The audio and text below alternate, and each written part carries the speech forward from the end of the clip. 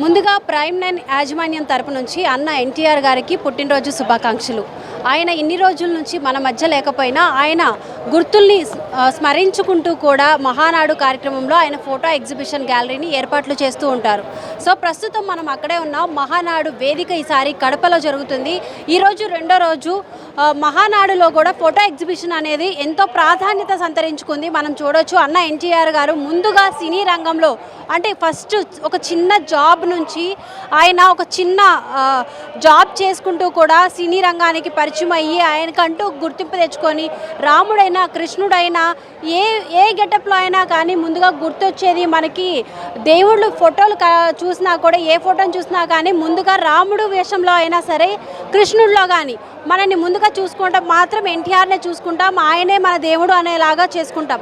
So Nandamuri Taraka Ramarao గారి photo exhibition గ్యాలరీలో ఉన్నాము. ముందుగా ఆయన సినీ ప్రస్థానం నుంచి మొదలైన తర్వాత రాజకీయానికి తెలుగు ప్రజలు ఎలాంటి కష్టాలు పడుతున్నారు వాళ్ళందరికీ కోసం నేను ఏదో ఒకటి చేయాలనే ఒక తపనతో కూడా ఎన్టీఆర్ గారు రాజకీయ ప్రవేశం చేశారు.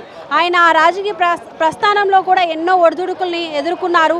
అలాగే సినీ రంగం కన్నా ఎక్కువగా రాజకీయాల్లో కూడా ప్రజల గురించి ఎక్కువగా ఆలోచించి ప్రజలు కడుపు నిండా భోజనం తినాలి, ఎవరు ఆకలి అనేది లేకుండా ఉండాలి అంటూ కూడా ఆయన ఎన్నో అహర్నిశలు కష్టపడి కూడా పేదవాడికి ముఖ్యమంత్రి అయిన తర్వాత మొదటి సంతకం ఆయన చేసింది పేదవాడు ఆకలి తీర్చాలి అనే నేపథ్యంలో కూడా ఉచిత భోజన సౌకర్యం అలాగే కిలో బియ్యం కూడా పంపిణీ చేయడం జరిగింది. ఉచిత బియ్యం సరఫరాను కూడా ఆయన సో ఆ రోజు నుంచి అదే విధంగా అవలంబిస్తూ వస్తున్నారు. తెలుగుదేశం పార్టీ నుంచి కూడా అధ్యక్షులు నారా చంద్రబాబు నాయుడు గారు ఈరోజు ఇక్కడ ఫోటో ఎగ్జిబిషన్ అనేది చాలా ప్రాధాన్యత ఉంది. ఇక్కడ ఎన్టీఆర్ గారి అన్ని ఆయన గురించి స్మరించుకుంటూ కూడా ఫోటో ఎగ్జిబిషన్ని ఇక్కడ స్టార్ట్ చేయడం జరిగింది.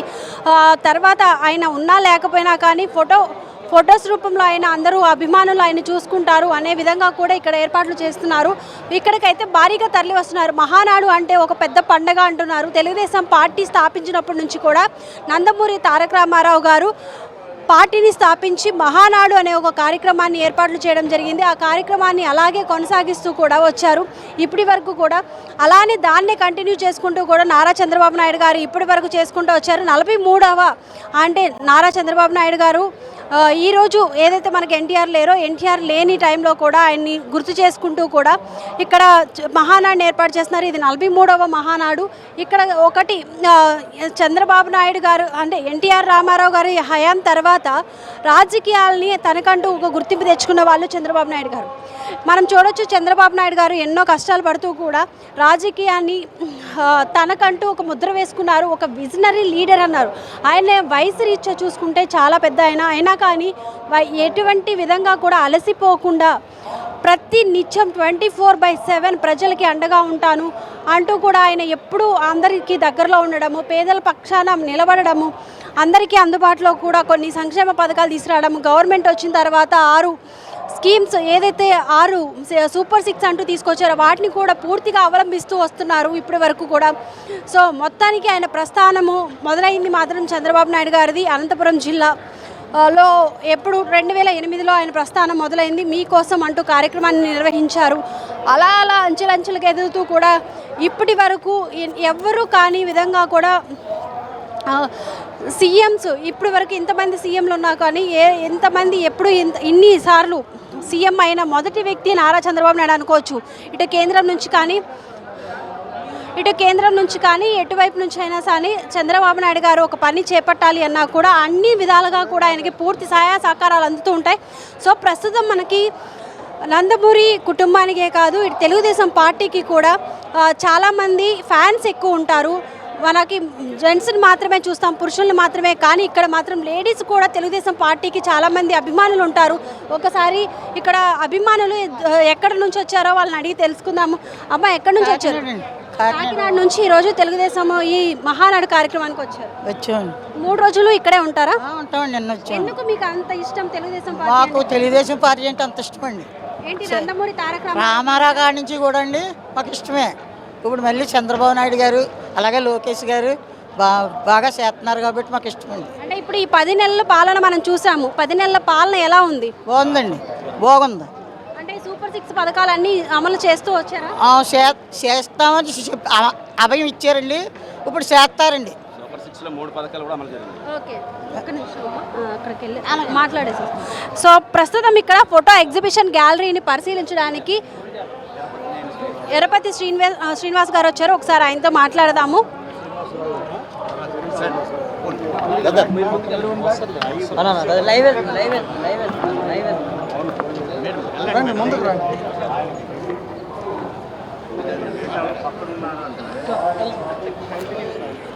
సార్ నమస్తే అండి శ్రీనివాస్ గారు. సో ఈరోజు ఫోటో ఎగ్జిబిషన్ని పరిశీలిస్తున్నారు, మహానాడు రెండో రోజు, ఎలా అనిపిస్తుంది మీకు? తెలుగు జాతి గర్వించదగ్గ నాయకుడు, ఆంధ్రుల ఆత్మగౌరవాన్ని ప్రపంచవ్యాప్తంగా చాటి చెప్పిన మహనీయుడు అన్న నందమూరి తారక రామారావు గారి జన్మదిన సందర్భంగా తెలుగుదేశం పార్టీ ఆవిర్భించి 43 సంవత్సరాలు. ఆ మహానుభావుడు మదిలో గుంట వచ్చిన ఆలోచన ఈరోజు తెలుగువాడి ఆత్మగౌరవాన్ని ఈరోజు ప్రపంచ నలుదశలా చాటుకున్నామంటే అది ఎన్టీ రామారావు గారు పార్టీ పెట్టకపోయి ఉంటే అనే ఒక ఆలోచన కనుక మనకు వచ్చి ఉంటే ఈరోజు అది ఒక భయంకరమైన పరిస్థితి మనకు ఉండేది. అంటే ఒక మహనీయుడు ఆలోచన ఈరోజు ప్రపంచవ్యాప్తంగా మనం ఈ విధంగా జరుపుకుంటున్నాం. ఇక్కడే కాదు, ఈరోజు ప్రపంచవ్యాప్తంగా ఈ మహానాడు కార్యక్రమాలు కూడా తెలుగు వాళ్ళు జరుపుకుంటున్నారు, ఎన్టీ రామారావు అభిమానులు. సో ఈరోజు మహానాడు రెండవ రోజు. అంటే ఎన్నో మహానాడులు చూసాం మేము, సీనియర్ పొలిటీషియన్స్గా లేకపోతే సీనియర్ శాసనసభ్యులుగా చాలా మహానాడులు చూసాం. కానీ ఒక అరాచక ప్రభుత్వం 1924 మధ్య ఒక అరాచక ప్రభుత్వంలో అసూలు బాసిన కార్యకర్తలు, మా అధినేతతో సహా ఎంతోమంది నాయకులు జైల్లో పెట్టి అవమానించి, అసెంబ్లీలో దూషించి, అన్ని అవమానాలకు ఓర్చుకొని వన్ సైడ్ మెజారిటీని గెలిచి అధికారంలోకి వచ్చిన మొట్టమొదటి సంవత్సరం జరుపుకునే మహానాడు ఇది. ఒక కన్నుల పండుగ జరిగే మహానాడు. మిగతా మహానాడులకి ఈ మహానాడులకి చాలా వ్యత్యాసం ఉంది, తేడా ఉంది. సో ఇది ఈ కడప మాదన్నారు, వైనాట్ 175 అన్నారు. వైనాట్ 175 నుంచి ఉమ్మడి కడపలో 10కి 7 సీట్లు మేము గెలుచుకునే పరిస్థితికి వచ్చాం. అది కూడా ఇంకో 2 జాతరలు తీసుకుంటే ఇంకో 2 సీట్లు కూడా మేము గెలిచేవాళ్ళం. అందులేని అహంకారంతో కొవ్వెక్కి కళ్ళు మోసపోయి ప్రవర్తిస్తే ఇలాంటి ఫలితాలే ఉంటాయనేది వైసీపీ నాయకత్వం గుర్తుపెట్టుకోవాలి. అందుకే 151 నుంచి 11కి పడిపోయారు. సో ఆంధ్రప్రదేశ్ ప్రజానీకం మాపై ఉంచిన బాధ్యతలు మేము గుర్తిరిగి చంద్రబాబు గారి నాయకత్వంలో, లోకేష్ బాబు గారి నాయకత్వంలో ఈరోజు మేము అందరం కూడా 175 నియోజకవర్గాల్లో మరి ఆ రాక్షస ప్రభుత్వం నుంచి బయటపడి ఈరోజు మేము అధికారంలోకి వచ్చాం. కాబట్టి అభివృద్ధి దిశగా మేము ముందుకెళ్తున్నాం. గుంతలు పొడచలేని రోడ్లు, సంక్షేమ కార్యక్రమాలు లేని ప్రభుత్వం వైసీపీ ప్రభుత్వం, ఏ ప్రాజెక్టు పూర్తి చేయలేదు. ఒకటి కాదు, ఒక అరాచకం నుంచి ఆర్థిక పతనావస్థకు తీసుకెళ్లిన రాష్ట్రం నుంచి ఒక విజనరీ లీడర్ ఈరోజు కేంద్ర ప్రభుత్వ సహకారంతో తీసుకొచ్చే నిధులతో ఈరోజు మేము అన్ని పనులు చేస్తూ ఉన్నాం. ఇది మాకు బాధ్యత, ఇది మా పండగ. మా ఇంట్లో ఫంక్షన్ జరిగితే ఏ విధంగా ఉంటుందో ఇది ఒక ఆంధ్రప్రదేశ్ మొత్తం మేము కూడా ఈరోజు పసుపు పండగ. ఇది ప్రతి ఇంట్లో కూడా ఒక శుభకార్యం ఇది. సో అందుకని ఇది జీవితంలో మర్చిపోలేని మహానాడు. అన్న నందమూరి తారక రామారావు గారికి మేము నివాళులు అర్పిస్తూ ఆయన ఆశీస్సులతోని పైన ఎక్కడున్నాడు మహానుభావుడు మాలాంటి యువకులందరికీ టికెట్లు ఇచ్చి 94లో ఎమ్మెల్యేలు చేశారు. సో 7 సార్లు పోటీ చేసే అవకాశం ఈ పార్టీ మాకు ఇచ్చిందంటే అన్నగారికి, అదేవిధంగా చంద్రబాబు నాయుడు గారికి, వెనుదటి ప్రోత్సహిస్తున్న లోకేష్ బాబు గారికి మేము ఎప్పుడు కూడా రుణపడి ఉంటాం. అలాగే ఈరోజు రాష్ట్ర ప్రభుత్వం కూడా ఒక జీవోని పాస్ చేసింది. ఎన్టీఆర్ జయంతిని పురస్కరించుకొని ప్రతి స్కూల్స్కి కానీ ఆఫీసులకు కానీ సెలవులు ప్రకటించాలి అంటూ కూడా దీనిపై అందరూ హర్షం వ్యక్తం చేస్తున్నారు. మీరు ఎలా ఫీల్ అవుతున్నారు? తప్పకుండా ఇది పార్టీలకు అతీతంగా అందరూ కూడా అభినందించాల్సిన విషయం. ఎందుకంటే ఎన్టీ రామారావు గారు ఒక పార్టీకి సంబంధించిన వ్యక్తి కాదు, ఒక కులానికి సంబంధించిన వ్యక్తి కాదు, తెలుగు జాతికి సంబంధించిన వ్యక్తి. సో తెలుగు జాతి పండుగ జరుపుకునే కార్యక్రమంగా కూడా ఈరోజు సెలవు ప్రకటించారు. ఇది ఎప్పుడో గత ప్రభుత్వంలోనే మేము చేసి ఉండాల్సింది. ఎప్పటికైనా చేసినందుకు అభినందనలు. తప్పకుండా ఆ మహానుభావుడు పుట్టినరోజు ఇది ఒక స్టేట్ పండుగ, రాష్ట్ర పండుగగా రాష్ట్ర ప్రభుత్వం నిర్వహించడం హర్షించదగ్గ పరిణామం. అలాగే చంద్రబాబు నాయుడు గారిని ఈరోజు ఏకగ్రీవంగా అధ్యక్షులుగా ఎన్నుకోబోతున్నారు. అలాగే నారా లోకేష్ గారికి కూడా వర్కింగ్ ప్రెసిడెంట్ బాధ్యతలు అప్పచెప్పబోతున్నారన్నారు. ఒకప్పుడు వైసీపీ ప్రభుత్వము నారా లోకేష్ని పప్పు అన్న ఆయన్ని ఈరోజు యువగలం పాదయాత్రతో ప్రజలకి చేరువయ్యి ఈరోజు ఒక వర్కింగ్ ప్రెసిడెంట్గా ఎదిగారు. ఆయనపై మీ అభిప్రాయం? ఒక మనిషిని అవమానించినప్పుడు అవమానం నుంచే పట్టుదల కూడా పుట్టుద్ది. మనం ఎప్పుడు కూడా గుర్తుపెట్టుకోవాలి. చాలా ఇప్పుడు అంబేద్కర్ గారిని అవమానించారు. ఒక నైట్ దీపం కింద కూర్చొని చదువుకొని ఆయన రాజ్యాంగాన్ని రాశారు. మహాత్మా గాంధీని అవమానించారు నల్లవాళ్ళు, దేశానికి స్వాతంత్రం తీసుకొచ్చారు. అవమానం నుంచే పట్టుదల పుట్టుద్ది. నిజంగా వైఎస్ జగన్మోహన్ రెడ్డి కుటుంబానికి లోకేష్ గారి కుటుంబానికి ఏమైనా పోలికుందా నేను అడుగుతున్నాను.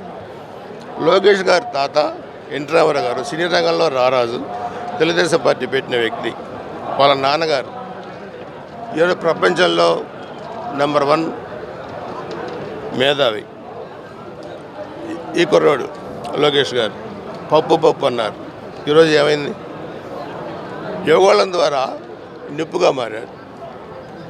ఆ యువగోళమే ఈరోజు రాష్ట్ర అధికారంలోకి రావడానికి ప్రధాన కారణమైంది.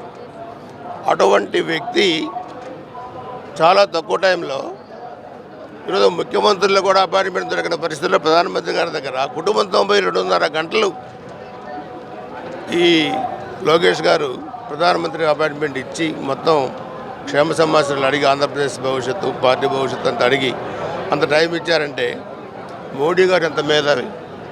అంటే మోడీ గారు ఎంత మేధావి అయితే లోకేష్ గారి మేధావితనాన్ని గుర్తించి అంత టైం ఇచ్చి చేశారనేది గుర్తుపెట్టుకోవాలి. ఆ పప్పు అన్న ఎదవలు ఇప్పుడు కన్నా గుర్తుపెట్టుకోవాలని నేను కోరుతున్నాను. అందుకనే పప్పు అన్నవాడు పప్పుగానే మిగిలిపోయాడు ఇంట్లో. కానీ మమ్మల్ని అవమానించిన ఈ కుటుంబం ఈరోజు, ఎందుకంటే 10 మందికి సహాయం చేసే కుటుంబం ఎప్పుడు కూడా నేను గర్వంగా ఫీల్ అయ్యేది ఏంటంటే తెలుగుదేశం పార్టీకి ఒక ట్రస్ట్ ఉంది. మా కార్యకర్త యాక్సిడెంట్లో చనిపోతే ఆ పిల్లల్ని ట్రస్ట్లో చదివిస్తున్నారు. ఎంతోమంది ఉజ్వలమైన భవిష్యత్తులో ఈరోజు ఉద్యోగాలు చేస్తున్నారు. తర్వాత క్యాన్సర్ ఇన్స్టిట్యూట్ ఉంది బసవతారకం, ఎవరన్నా పగలవుతా అక్కడికి వెళ్ళి చేయించుకుంటున్నారు ఆరోగ్య పరీక్ష. అదేవిధంగా మా కార్యకర్త చనిపోతే 5 లక్షల రూపాయలు ఇన్సూరెన్స్ ఉంది.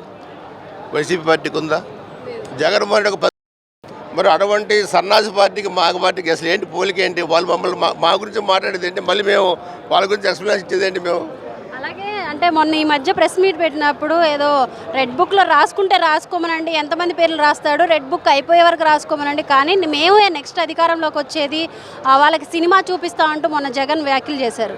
అసలు రెడ్ బుక్ ఎప్పుడు ఓపెన్ చేయబోతున్నారు నారా లోకేష్ గారు? అంటే ఇప్పటికే చంద్రబాబు నాయుడు గారిని వాళ్ళ సతీమణిని అవమానించారు, అయినా కానీ దేవుడు ఉన్నాడు అని చెప్పేసి వదిలేశారు. ఇప్పుడు ఎన్నో కారుకూతులు కూసిన వైసీపీ నాయకులు కూడా సైలెంట్గా మాట్లాడే మాటలు మాట్లాడుతూనే ఉన్నారు. కానీ రెడ్ బుక్ ఓపెన్ చేస్తేనే కానీ అసలు అందరికీ శిక్ష పడుతుంది అంటూ కూడా అందరూ ప్రజలు కూడా ఎదురు చూస్తున్నారు. రెడ్ బుక్ ఎప్పుడు ఓపెన్ అవుతుందంటారు? రెడ్ బుక్ అనేది ఆర్థిక నేరగాళ్ళు, లేకపోతే 5 సంవత్సరాల 1924 మధ్య వైసీపీ ప్రభుత్వంలో ఎన్నో దురాఘాతాలు, అన్యాయాలు, అక్రమాలు చేసిన వాళ్ళందరూ చిట్టా ఉన్న బుక్ అది. సో దాన్ని చట్ట ప్రకారం ఏ విధంగా తీసుకెళ్లాలో ఆ విధంగా తీసుకెళ్తున్నాం. రెడ్ బుక్లో పేరున్నది మాత్రం వాళ్ళ మీద మేము వ్యక్తిగతం కక్ష తీర్చుకోవాలని కాదు, ఒక ఇన్ఫర్మేషన్ కోసం రెడ్ బుక్ పెడతాం. సో దీంట్లో ఈరోజు మీరు చూశారు లెక్కర కుంభకోణం, ఎవరెవరు ఉన్నారు దాంట్లో, ఎక్కడెక్కడి నుంచి డబ్బులు వచ్చినాయి, అంతిమంగా ఏ ప్యాలెస్గా డబ్బులు పోయినాయి, అది ఇన్వెస్టిగేషన్ జరుగుతూ ఉందా? లేదా మిగతా చోట్ల వార్డులో కొంతమంది దొంగలు, మైనింగ్లో కొంతమంది దొంగలు, ఇళ్లలో కొంతమంది దొంగలు, ఇలా అనేక కేసులు ఇన్వెస్టిగేషన్ జరుగుతూ ఉన్నాయి. ఇన్వెస్టిగేషన్ జరిగిన దాంట్లో కొంతమంది జైలుకి వేస్తున్నారు, కొంతమంది ఇంకా పోబోతున్నారు. రకరకాలైన పద్ధతులు ఈరోజు చట్టపరంగా మనం ముందుకు తీసుకెళ్తా ఉన్నాం. సో రెడ్ బుక్ అనేది వాళ్ళు వక్రీకరించినట్టుగా, వాళ్ళు ఏదో భయపడేట్లుగా మేము వాళ్ళ మీద కక్ష సాధించడానికి తీసుకునే పుస్తకం కాదు రెడ్ బుక్ అనేది. న్యాయబద్ధంగా, చట్టబద్ధంగా తప్పు చేసిన వాళ్ళని శిక్షించడానికి ఒక పేరు రాసుకునేది రెడ్ బుక్. మీకు అర్థమైంది కదా రెడ్ బుక్? ఎస్. సో అందుకనే నేరగాళ్ళకి, నేర ప్రవృత్తి ఉన్న వాళ్ళకి, సన్నాసులకి, బుద్ధిహీనులకి ఈ అర్థం కావు ఎంత చెప్పినా. సో అందుకని వాళ్ళ గురించి మేము ఎంత తక్కువ మాట్లాడితే ఈ టైం అని సేవ్ చేసుకొని ప్రజల కోసం మేము పనిచేస్తాం. Thank you so much sir.